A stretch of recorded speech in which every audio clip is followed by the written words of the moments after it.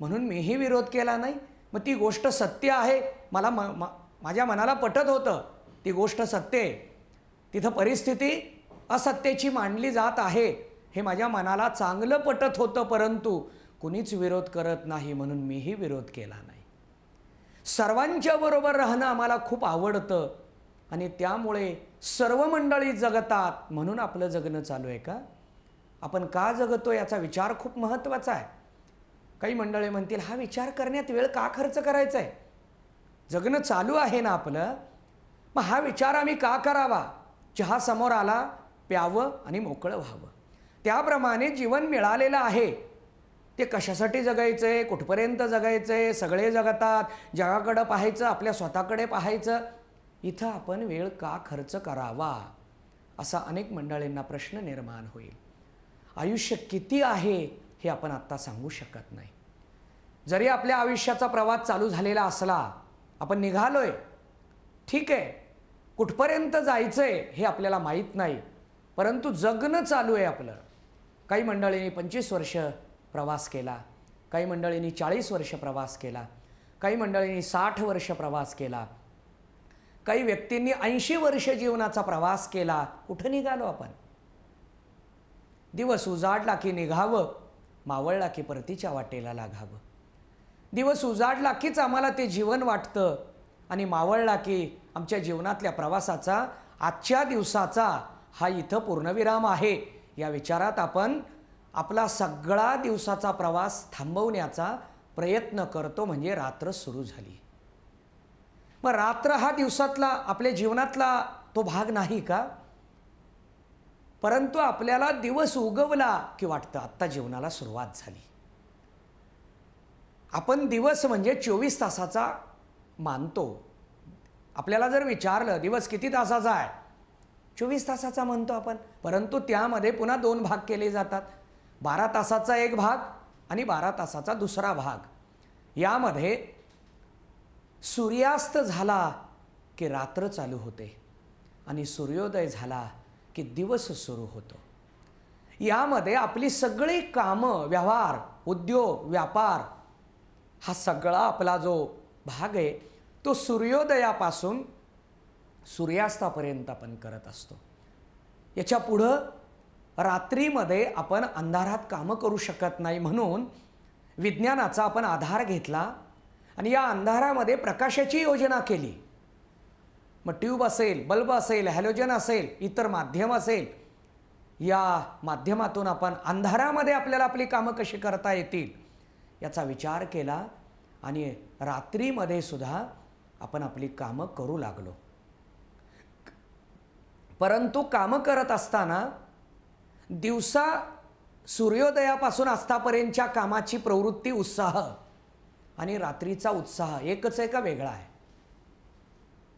जरी आपण रात्रीमध्ये प्रकाशाची योजना केलेली असली, आपण रात्रीच्या वेळेला जरी विज्ञानाचा आधार घेऊन काम करत असलो, तरी दिवसाची प्रवृत्ती आणि रात्रीच्या प्रवृत्तीत फरक आहे. दिवसाचा उत्साह आणि रात्रीच्या उत्साहामध्ये फरक आहे. याला कारण आपल्या मनावर झालेले संस्कार. आपल्या मनाने हे ठाम ठरवून ठेवलेले, दिवस उगवला की निघावं. आपल्या कामाची खरी वेळ, आपल्या प्रवासाची खरी वेळ, आपली दिनचर्या दिवसापासून सुरू होते हे मनाने ठरवून ठेवलेले. त्यामुळे मन आपलं या विचारापासून बाजूला यायला तयार होत नाही. काही जण म्हणतील केव्हा ठरवलं हे? अध्यात्माचा जर आधार घेतला तर अध्यात्म हे पुनर्जन्म मानतं, विज्ञान पुनर्जन्म मानत नाही. त्यामुळे विज्ञानाच्या दृष्टीने जर विचार करायचा झाला तर बाळ जन्मल्यापासून त्याच्यावर संस्कार होतात आणि त्या संस्कारामध्ये सुद्धा घरामध्ये अंधार असेल तर बाळ रडायला लागतं. ताबडतोब उजेडाचं नियोजन केलं, लाईट आली की तेही रडणारं बाळ शांत होतं. का? त्याच्यावर जन्मल्यापासून संस्कार होतात की उजेड हा आपल्या जीवनाचा दिशेचा एक महत्त्वाचा भाग आहे आणि अंधारामध्ये आपण कोणतीही कामं करू शकत नाही.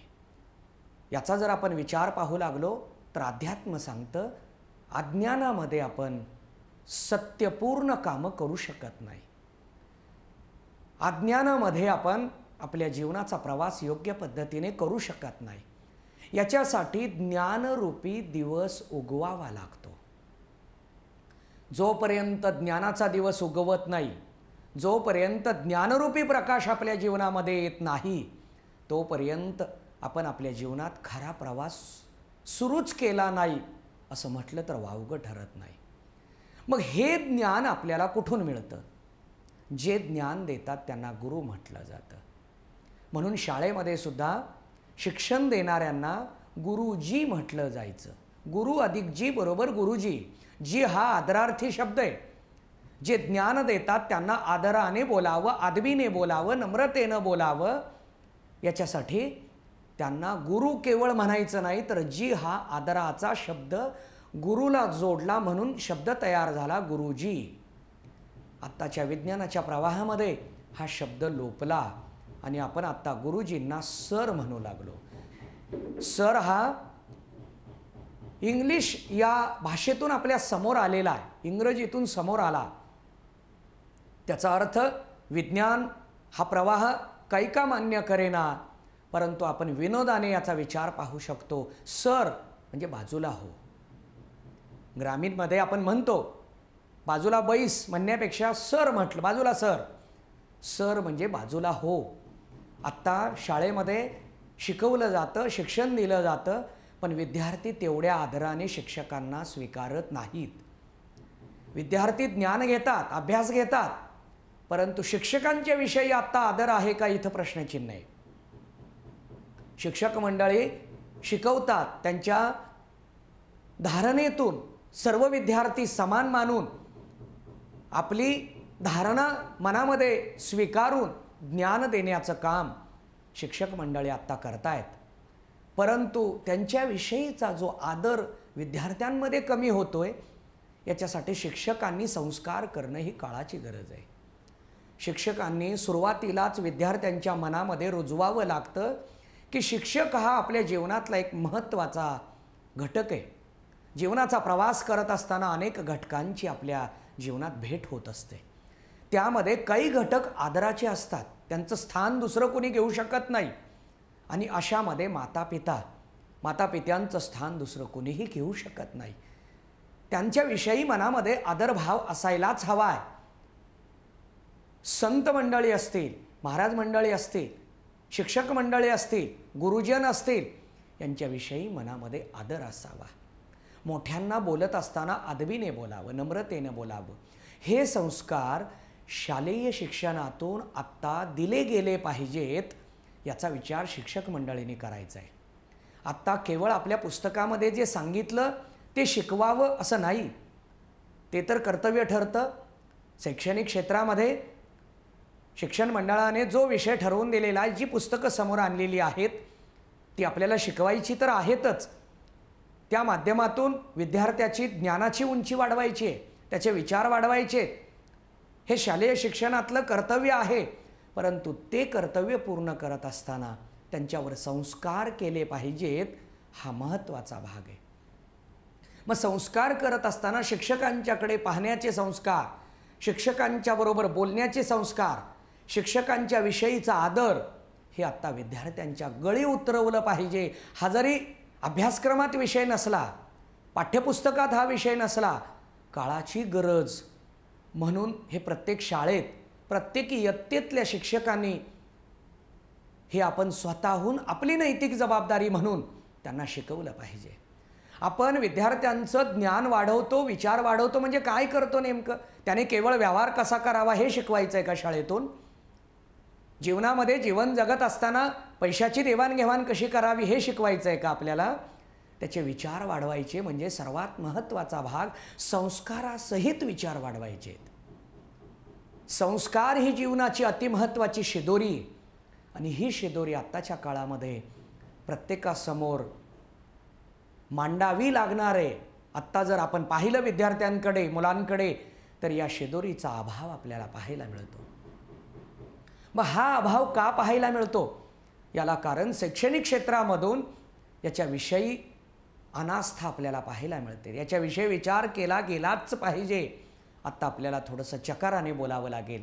निश्चयाने बोलावं लागेल. मी अनेक ठिकाणी शाळा कॉलेजमध्ये व्याख्यानासाठी जातो आणि त्यावेळेला तिथं मी आवर्जून याचा उल्लेख करत असतो की आत्ता केवळ महाराज मंडळींनी नाही तर शिक्षकांनीसुद्धा समाजात विद्यार्थ्यांवर संस्कार केले पाहिजेत, भागाभागामध्ये संस्कार केले पाहिजेत आणि ही काळाची गरज बनलेली आहे. आपण मोठ्यांना आत्ता बदलू शकत नाही. मोठ्यांचे विचार बदलणं थोडंसं कठीण जातं. मोठ्यांचे विचार बदलावे याच्यासाठी व्याख्यानमाला आयोजित करावी लागते, मेळावे घ्यावे लागतात, कीर्तन प्रवचनासारखे कार्यक्रम घ्यावे लागतात, शिबिरं आयोजित करावी लागतात. मग यामध्ये एखादा व्याख्याता असेल, एखादे शिक्षक असतील, एखादे प्रवचनकार कीर्तनकार असतील, या मंडळींनी आत्ता समाजाला काय पाहिजे याचा विचार करून त्या पद्धतीनं दिलं गेलं पाहिजे, तरच आपल्याला आत्ताची परिस्थिती ही सुरळीत पाहायला मिळेल. ठीक आहे, आपण काय चिंतन पाहत होतो की जीवन म्हणजे काय? जीवन मिळालेलं आहे. मी नेहमी माझ्या प्रवचन कीर्तनामध्ये प्रश्न विचारत असतो, जीवन मिळावं का कळावं? आपल्याला देह मिळालेला आहे, देह मिळावा का कळावा याच्यासाठी मी प्रश्न मांडत असतो. पैसे मिळावे का कळावे? आपल्याला आत्ता पैसा मिळतोय, कळत नाही म्हणून नको त्या ठिकाणी खर्च होतो. आत्ता पार्टी करणं म्हणजे एक प्रतिष्ठा झालेली आहे. लग्नामध्ये आत्ता पार्टी दिली तरच ते लग्न. लग्न म्हटलं की आत्ता तरुणांचा सगळा विषय बदललेला आहे. लग्न म्हटलं की तरुणांना एक मेजवानी वाटते. हळदीच्या दिवशी केवळ गोंधळ असतो. दारू पिणं म्हणजेच त्या लग्नाची सुरुवात झाली असं आत्ताच्या तरुणांना वाटतं. आणि ज्यांच्याकडे लग्न आहे, ज्यांच्याकडे असे मंगल कार्य असतात, त्यांनी सुद्धा ठरवून ठेवलेलं आहे, ही काळाची गरज आहे, द्यावंच लागतं मित्रमंडळींना. बरोबर आहे. दारू देणं म्हणजेच गरज आहे का? दारू देणं म्हणजे पाहुणचार आहे का? दारू देणं म्हणजेच आपण मित्राचं कर्तव्य पूर्ण करतो का? एखाद्याचं जीवन उद्ध्वस्त करतोय आपण लग्न कार्यामध्ये याच्यासाठी पैसा देतो म्हणजे एखाद्याचं आयुष्य नाश करतोय याचा विचार करावा लागेल. आत्ता लग्न म्हटलं की बस पार्टी, दारू, बियर याच्याशिवाय दुसरं काही माहीत नाही. आत्ता तरुणांना ते मिळालं तरच लग्न झालं, नाहीतर अमुक काय लग्न होतं का? आम्हाला काही मिळालं म्हणजे आपल्याला काही मिळालं तर ते लग्न मानतो आपण. लग्न हा जीवनातला मंगलमय प्रसंग आहे, 16 संस्कारातला एक संस्कार आहे. आणि या मंगलमय संस्कारातून आपण कोणत्या दिशेला निघालो याचा विचार पालकांनीही करायला हवा आहे आणि जो लग्न करतोय त्यानंही करायला हवा आहे. केवळ पालकांनी करून उपयोगाचं नाही. आत्ताची तरुण मुलं वडिलांना सरळ म्हणतात, बाबा तुमचा काळ आता संपलेला आहे, आता विज्ञानाची प्रगती झालेली आहे, तुम्ही जुने विचार आम्हाला सांगू नका. मग नवीन विचार म्हणजे काय? दुसऱ्याचं जीवन उद्ध्वस्त करणं. दारू देणं म्हणजे हे नवीन विचार झाले का आपले? आपण लग्न कार्यामध्ये साखरपुडा असेल, हुंडा असेल, तरुणांचं केवळ पार्टी देणं, खर्च करणं म्हणजे लग्न, हा आत्ता विचार घट्ट झालेला आहे, दृढ झालेला आहे. परंतु आपली तरुण पिढी आत्ता वाहत चालली. हा विचार तरुणांनी करायला हवा आहे. केवळ दुसऱ्यांनी सांगून याच्यात बदल होणार नाही. बरोबर आहे का? आत्ता डॉल्बीसमोर दारू पिऊन नाचणं म्हणजेच लग्न चालू झालं असं आम्हाला वाटतं. याचा अर्थ डॉल्बी लावू नये असं मी म्हटलं नाही. आपण आपला आनंद साजरा करावा, आनंद उपभोगावा, एकमेकांना द्यावा, परंतु जीवन उद्ध्वस्त होईल अशा परंपरा सुरू करू नये. आत्ता ही परंपराच झालेली आहे. एखाद्याच्या लग्नामध्ये एखादा जर आपल्याला पैसे देत नसेल व्यसनाला, आपण म्हणतो हा कृपण आहे, पैशाकडं पाहतोय, हा लोभी आहे, याला खर्च करायचं माहीत नाही, असा आत्ता विचार आपल्याला पाहायला मिळतो. आणि त्यामुळे आत्ताची परिस्थिती बिघडताना दिसते. आत्ताची तरुणाई आपली वाहत चाललेली आहे. बरोबर आहे का? या तरुणाईला जर आपल्याला थांबवायचं असेल तर आत्ता मातापित्यांचं कर्तव्य खूप महत्त्वाचं आहे. मातापित्यांनी तरुणांवर संस्कार केले पाहिजेत. लग्नामध्ये खूप खर्च करा, परंतु व्यसनाला खर्च करू नका, दारूसाठी खर्च करू नका. आयुष्य आपलं त्यामध्ये उद्ध्वस्त होतं. आपल्या एका आयुष्यावर कुटुंब अवलंबून असतं. घरातला कर्ता आपला कसा आहे याच्याकडे पाहत कुटुंब जीवन जगत असतं. मुलं बाळं त्याच्याकडे पाहत असतात. आमचे वडील, आमचे बाबा, आणि बाबा जर दारू पित असतील दररोज रात्री जर व्यसन करून घरी येत असतील तर त्या मुलांनी कोणाकडे पाहावं? बाबा जर व्यसनी असतील तर त्यांनी कोणाचा आदर्श समोर घ्यावा? मग आपल्याला जर व्यसन सुटत नसेल तर मुलाला जन्माला का घातलं? कुणी पत्र पाठवलं होतं, बाबा व्हा, वडील व्हा, पिता व्हा. आपल्याला पिता होण्याची घाई आहे. पिता व्हावं वाटलं, मग पिता व्हावं वाटलं तर आपण पित्याचं कर्तव्य पूर्ण करावं. मग पित्याचं कर्तव्य आहे मुलांवर योग्य संस्कार करणं, हे पित्याचं कर्तव्य आहे. मातेचं कर्तव्य आहे मुलांवर संस्कार करणं. मुलगा हट्ट करू लागला, रडू लागला म्हणून पैसे देणं हे मातेचं कर्तव्य नाही. मुलगा पैसे घेऊन काय करतो हे पाहणं मातेचं कर्तव्य आहे. आत्ताची मुलं व्यसनाधीन बनतायत, याच्याकडं मातापित्यांचं दुर्लक्ष आहे. म्हणून पहिल्यांदा मातापित्यांनी संस्कार करावे, यानंतर शिक्षकांनी संस्कार करावे, यानंतर महाराज मंडळींनी संस्कार करावे, कथा कीर्तन करणाऱ्यांनी संस्कार करावे, व्याख्यान प्रबोधन वक्ता म्हणून जे समाजासमोर जातात यांनी आत्ता संस्कार करायला हवेत. परंतु ते संस्कार करत असताना आपण यामध्ये मातापित्यांचा आदर, वाढती व्यसनाधीनता हे विषय डोळ्यासमोर घेऊन पुढे गेलं पाहिजे. आपला विचार असा चालू होता, जीवन कळावं का मिळावं? पैसे मिळाले पण कळाले नाही म्हणून नको त्या ठिकाणी खर्च होऊ लागले. आत्ता मुलं आपल्याला पार्टीला पैसे मिळत नाहीत म्हणून घरात पहिल्यांदा सुरुवात करतात की आपल्या वडिलांचा खिसा साफ करणं. म्हणजे व्यसनासाठी चोरीची प्रवृत्ती चालू झाली. वडिलांच्या लक्षात येत नाही माझा खिसा केव्हा रिकामा झाला, कसा रिकामा झाला. आईच्या लक्षात आलं तर आई त्या विषयाकडे दुर्लक्ष करते, म्हणजेच त्याच्या चोरीला ती समर्थन करते.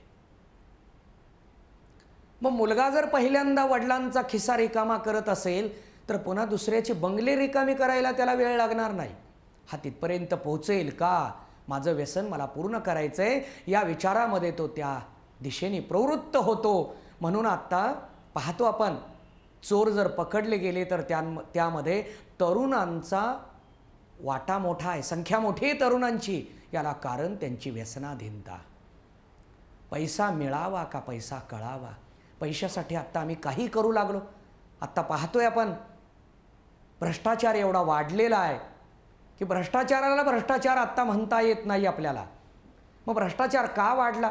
मला पैसा मिळाला पाहिजे, पैसा मिळाला तर जीवनात जगता येणार आहे, आणि पैसा नाही मिळाला तर जगता येणार नाही. म्हणून मला पैसा मिळवायचा आहे. मग तो कसा का मिळेना? योग्य पद्धतीने जेवढा पैसा लागतो तेवढा मिळत नाही, म्हणून आम्ही भ्रष्टाचाराकडे प्रवृत्त झालो. याला अनेक कारणं आहेत. त्यातलं महत्त्वाचं कारण म्हणजे महागाई. महागाई वाढतीये, आमचं कुटुंब व्यवस्थित राहावं याच्यासाठी आम्ही भ्रष्टाचार करू लागलो. म्हणजे भ्रष्टाचाराची मुळं आपल्याकडंच आहेत. भ्रष्टाचार आपणच करतोय, भ्रष्टाचाराला समर्थन आपणच देतो. पेट्रोल 65 रुपये झालं, 70 रुपये झालं, 75 रुपये झालं, आम्ही ते स्वीकारतोय का? आंतरराष्ट्रीय पातळीवर तेलाचे भाव वाढले, नाविलाजानं आम्हाला भाव वाढवावे लागतील. बरोबर आहे. सरकारचं काम काय आहे? पैसा घ्यायचा आणि त्याच्यामध्ये सबसिडी देऊन जनसामान्याला त्यांच्या पद्धतीनं पुरवणं हे सरकारचं काम आहे. आम्ही आत्तापर्यंत एवढी सबसिडी देतो म्हणजे ते काम आहे आपलं. बरोबर आहे. जो पंक्तीमध्ये एखादा पदार्थ वाढू लागला एखादा व्यक्ती आणि त्यानं सांगितलं मी एवढी पंगत वाढली, वाढप्याचं काम स्वीकारलं म्हणून वाढली. सरकार चालवण्याची जबाबदारी घेतली म्हणून आपलं ते कर्तव्य आहे की आम्ही समाजाला त्या पद्धतीनं दिलं पाहिजे. आत्ता भ्रष्टाचार वाढतोय, याला कारण आहे वाढती महागाई. जीवन जगत असताना पैसा लागतो हे प्रत्येकाच्या मनात घट्ट झालेलं आहे. दुसरं कारण आहे शिक्षण. काही जण म्हणतील शिक्षण कसं कारण आहे?